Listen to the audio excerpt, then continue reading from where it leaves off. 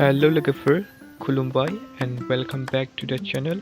गिबियावनो नोंथांमोनखौ बयखौबो about Bodo Celebrities YouTube चेनेलाव बरायग्रोनानै लाग्रोनाय जाबाय लोगोफोर। लोगोफोर नोंथांमोननि गेजेराव फैलायबाय आं दायो गोदान मोनसे भिडिअ लानानै। लोगोफोर नोंथांमोना साउथ फिल्मनि एक्टर मिउजिक भिडिअखौ नायनो थाखाय एक्साइटेड जानानै दंमोन ना? लोगोफोर बे मिउजिक भिडिअखौ जीडी प्रडाक्शन YouTube चेनेला रिलिज खालामबाय, जेराव जों फाव खालामनाय नुनो मोन्दोंमोन नोंथांमोननि बयनिबो फेभरेट एक्ट्रेस गेमस्रि दैमारि आरो फेभरेट एक्टर लिंसार बसुमतारी बिथांमोनखौ।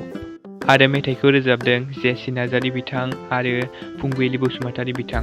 लिरिक्स एन्ड टिउनखौ होदों जेसि नार्जारी बिथाङानो।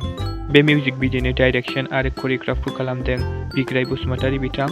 को-आर्टिस्टआव दं जनि दैमारि, रनजित उजिर, सानखां ब्रह्म बिथांमोन। बे मिउजिक भिडिअनि DOP, पस्ट प्रडाक्शन आरो कालारिस्टखौ होदों बिक्रम रामसियारि बिथां। ओमफ्राय लोगोफोर नोंथांमोना बे मिउजिक भिडिअखौ सोर नायखो आरो नायनानै माबायदि मोनखो कमेन्टआव खोन्थाहरबानो जाबाय। आरो नुवाखैबा आं डिसक्रिप्शनाव लिंकखौ होना दोनगोन, नोंथांमोना थांनानै नायब्लानो जाबाय। लोगोफोर दिनैनि भिडिअ बेनोमोन। नोंथांमोना भिडिअखौ नायना माबायदि मोनदों? मोजां मोनदोंब्ला लाइक खालामबानो जाबाय आरो चेनेलाव गोदानै फैदोंब्ला साबस्क्राइब खालामना होबानो जाबाय। गोजोन्थों एन्ड थेंक्स फर वाचिं।